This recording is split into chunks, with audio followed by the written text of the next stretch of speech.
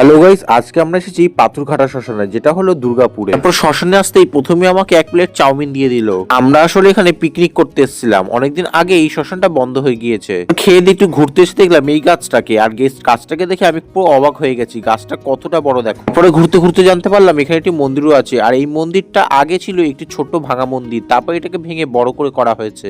ঘুরতে ঘুরতে গ্যাস শেষ হয়ে গেছিল, তারপর আবার আমরা গ্যাস টেনে টেনে নিয়ে আসলাম গ্যাস ভরতে। 100 টাকার গ্যাস ভরে আবার চলে গেলাম বেগুনি ভাজতে। আমাদের তো সব রান্না মোটামুটি হয়ে গিয়েছিল, শুধু বেগুনি ভাজাই বাকি ছিল, যেটা হচ্ছে সে ভাগ্নি ভাজতে শুরু করলো। রান্না হয়ে যাওয়ার পর প্রথমে বাচ্চারা খেতে বসেছিল, আর আমরা ওই জন্য পেছন দিক থেকে একটু ঘুরতে গেছিলাম। আর সেই জায়গাটা এতটাই চুপচাপ ছিল যে সেখানটা আর বেশিক্ষণ থাকতে পারলাম না। তারপর আমরা সোজা চলে আসলাম আবার পিকনিকের জায়গায়। আস্তে আস্তে বেলাও হয়ে আসছিল বলে আমরা খাওয়া দাওয়া কমপ্লিট করে তাড়াতাড়ি বাড়িও চলে গেলাম। আর আজকের ভিডিওটা লং ভিডিও দেখতে হলে অবশ্যই কিন্তু আমার চ্যানেলে ভিজিট করতে হবে, আর আমার চ্যানেলটা সাবস্ক্রাইব করে ভিডিওতে একটু লাইক করে দিও, আর লং ভিডিও কিন্তু অবশ্যই দেখে এসো।